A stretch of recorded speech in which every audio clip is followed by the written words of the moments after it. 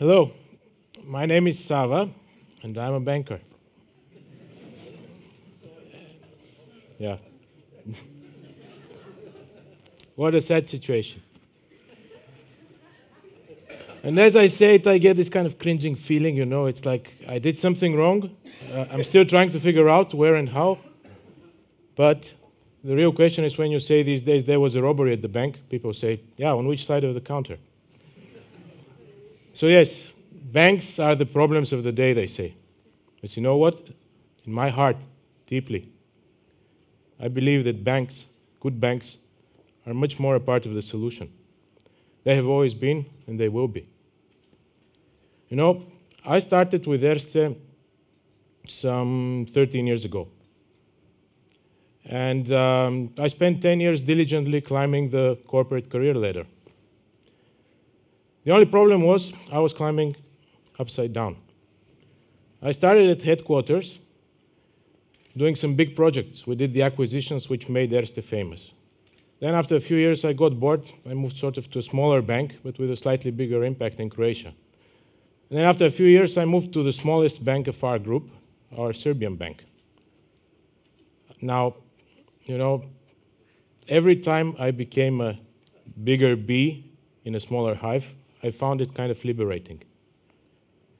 Because when things are small, you sort of stay close to the people.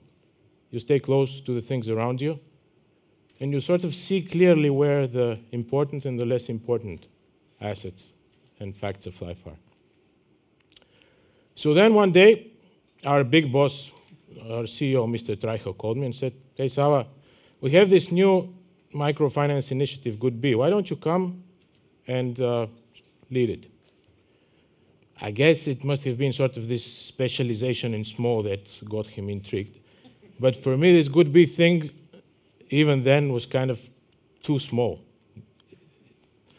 So I said politely, well, boss, you know what, it's a great idea, but the business merits and whatnot, which was kind of a polite way to try and sort of wing yourself out and say no to your boss without really saying it. But then, by the third time he said, please, I kind of, even as slow as I am, got it that it was not really a request. Luckily. And let me tell you, the transition from small to micro was a life-changing experience.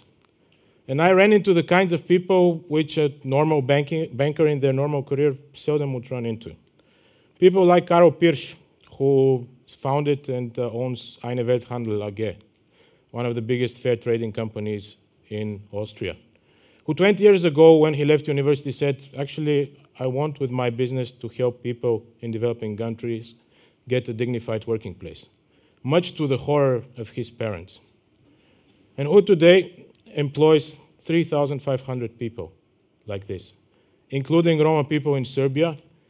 And I'm sure that the European Union and everybody else has spent millions and millions and millions of money on Roma employment programs. And I bet you that Karol has probably a much more effective Roma employment program than a lot of these people do.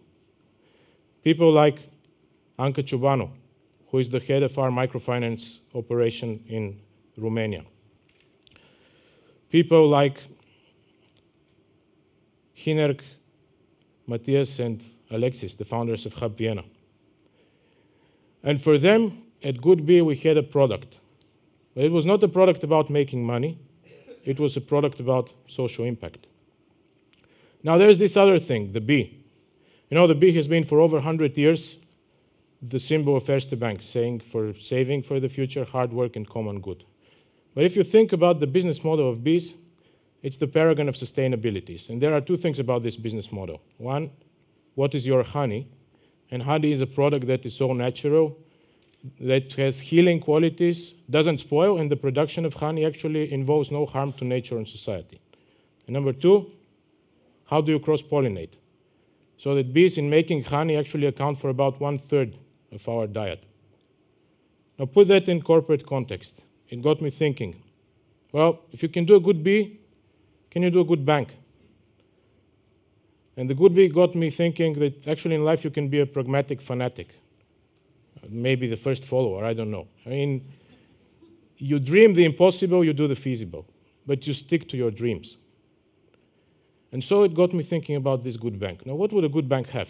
I see three things. Number one, a good bank would care about the small people. It would care about the small businesses because that's where communities and employment are.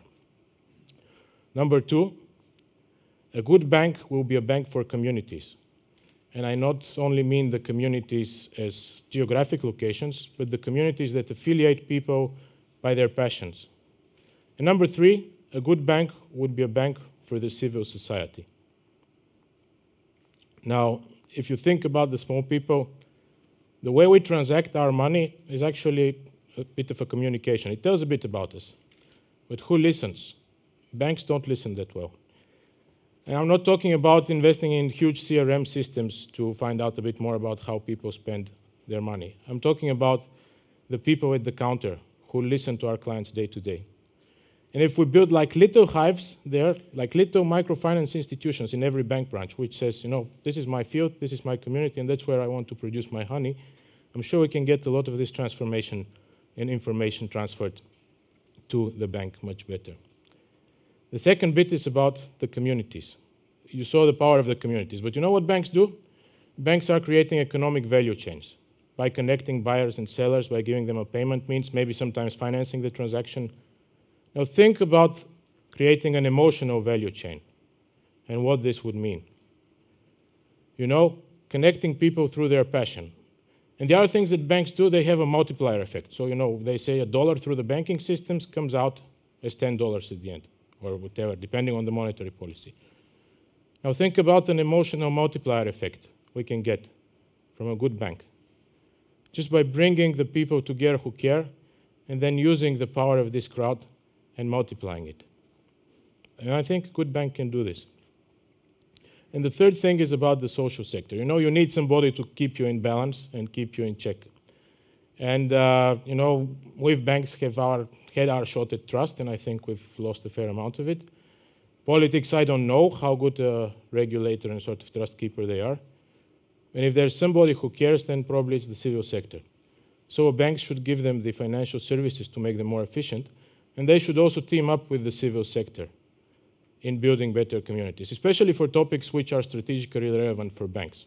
Topics like poverty combating, topics like energy efficiency, financial literacy. This is something we can do and we must do.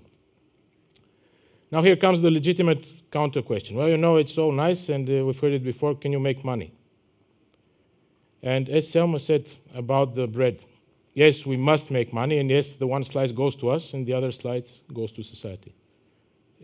Now, there is this gentleman, Jeffrey Hollander, in the US, who runs, he's one of the sustainability gurus there and runs a small company by the name of Seventh Generation. He has this expression, responsibility revolution.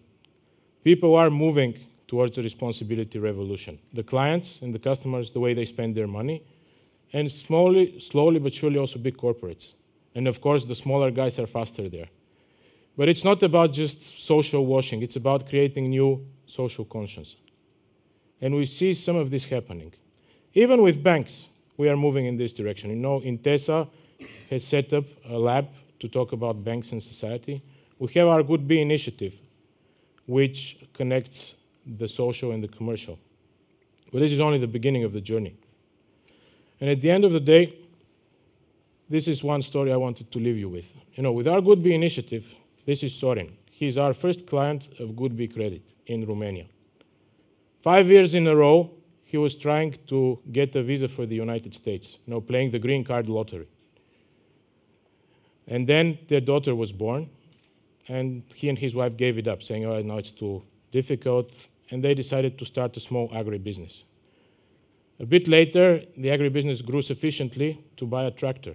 So here's where good.bee Credit comes in. And now he kept growing, so he's talking to his other farmers to unite and form a community. And this is where a good bank would come in. But then, the question is, what about his daughter? No child, no person should have their future based on a lottery. The lottery of your own decisions is one thing, but hoping for a lottery to shape your future, that shouldn't be. And you know what? To get there in our region and step by step in the world, we need all the good sides of life we can collect. Certainly a good bee, hopefully a good bank, and then certainly all the other good people around. And I sincerely and honestly hope that when this girl one day has her dreams and she goes to a bank, she can talk there about her dreams. And on the other side, there will be a pragmatic fanatic, helping her get one step closer to her dreams. Thank you very much.